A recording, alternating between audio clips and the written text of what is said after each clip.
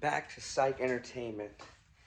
It is February, about 3 or 4 months. No video, no content, no nothing, no updates. What's been going on with the race car, anything, and nothing. And in this video, not only am I going to put a couple clips up of everything that's happened between now and the end of the season last year, but we're also going to be working on the Z1 to get it prepped for the 2023 season, where as you can see already, I have it pretty much stripped all the way down, both sides. We got all the panels off. There they are right there. One of the panels, I believe it's the passenger side panel, is at a restaurant called The Track in Eastgate Mall. We donated it, plus with some other stuff we're going to be donating to that restaurant down there. In support for them, and excited to see what they're coming up with and everything that's going to be going on. That's going to be opening up March 1st as of right now. Could change, but as of right now, grand opening is March 1st in the Eastgate Mall. It's called The Track. But other than that, let's get to talking about what has been happening, what is going to be happening, and work on the car. I'll probably be talking and everything while I'm putting some clips up working on the car. For example, I already filmed taking all these body panels off. I'll put that somewhere in here. Either this part where I'm talking will be up in the corner, or that part will be up in the corner. It's just a time lapse. A couple other things we need to do is we need to get this motor torn down. We need to get the spark plugs out, oils changed, filter off, carburetor off and cleaned and maybe redone. We need to get all that done.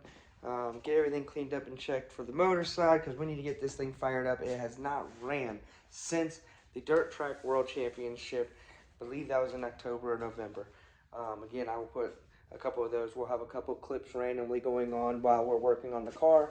So while I'm doing some time lapse, we will also throw some videos in from the Dirt Track World Championship and some other stuff that's been going on. But let's go ahead and get started by talking about what happened, or what has happened.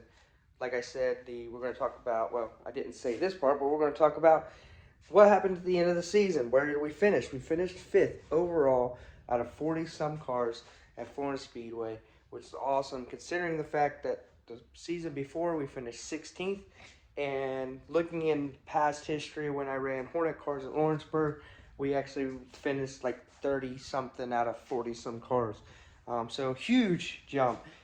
Which means we have a lot of work ahead of us to get better, because honestly, I don't know what more I can do to the car to move up in the charts besides upgrade the motor, because I am still running our 602 GM crate motor, which everyone else in our class, pretty much almost everyone else runs a 604. So I'm going to go ahead, start tearing this motor down, and while we're doing so, I'll put a couple clips up of the Dirt Track World Championship. And then right after that, we'll also be putting up some videos of working on the car and everything else. Taking these body panels and stuff off. And any other videos I can find from before to try to catch you up to where we are now. That's what we're going to put up. So let's go ahead and get started tearing this car down and watching some of these clips from the Dirt Track World Championship.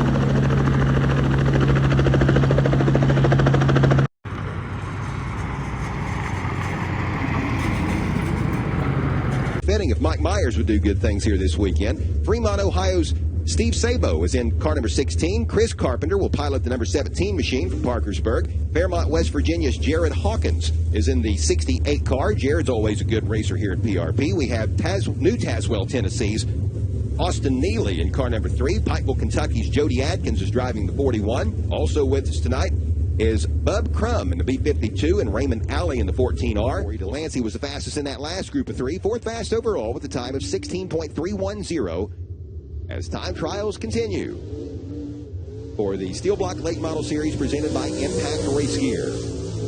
In car number 555, a machine owned by former track champion Mike Steele out of Catlettsburg, Kentucky, is Ashland, Kentucky's Kirk Phillips. Ashland, Kentucky's Kirk Phillips also driving the number 21 Super Late model here this weekend. Phillip Ramirez is in the Z1, and Seth Daniels out of Jackson, Ohio, the 2020 Modified DTWC feature winner. He's in the S21. First lap for Kirk Phillips, 16.253. First go at it for Phillip Ramirez, 18.716. And the first lap for Kirk Phillips, it's clocked at 16.021. Right now, Kirk Phillips is third quick overall. Second lap for Phillip Ramirez, 18.971. Seth Daniels, second lap, 16.145.